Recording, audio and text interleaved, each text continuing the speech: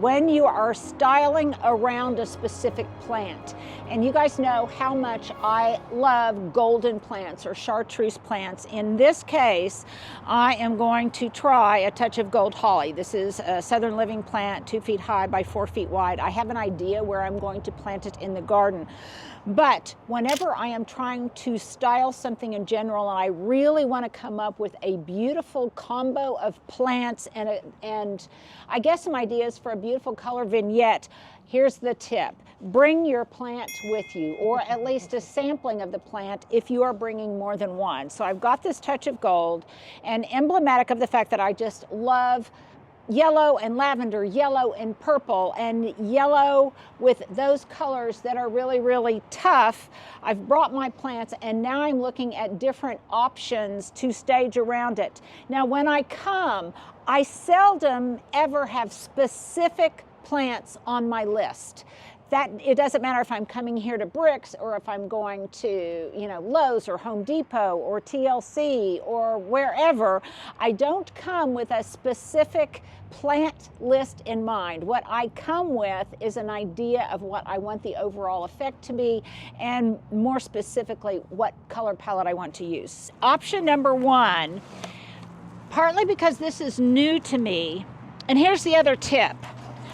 I don't need a whole flat of this beautiful vervain, but if I want to get an idea of what it will later look like in my garden when things grow out and they are profuse and they are mature, then I take a flat and I set it beside it, because that gives me a little bit better idea of what it will look after things have grown for a while. I think this is probably one of the daintiest flowers there is. This is Scabiosa, or the pincushion flower.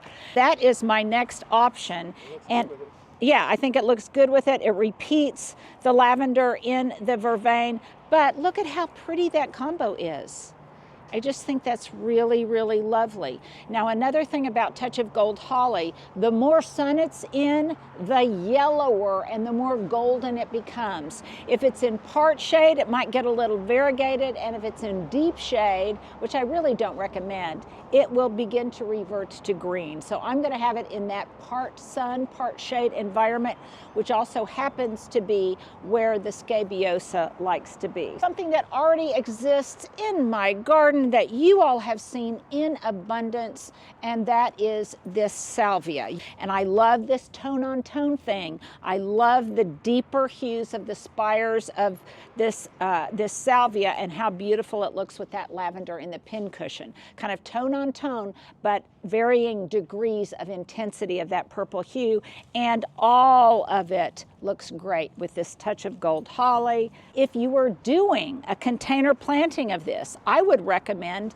getting a really large planter and trying to stuff all of this in here.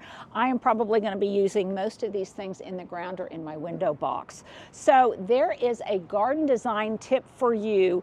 Bring your plant, whatever it is. In this case, it's this beautiful Touch of Gold Holly, and style around it. Take it with you, and then you will see from whatever is available what your options are without having to really be a slave to that plant list.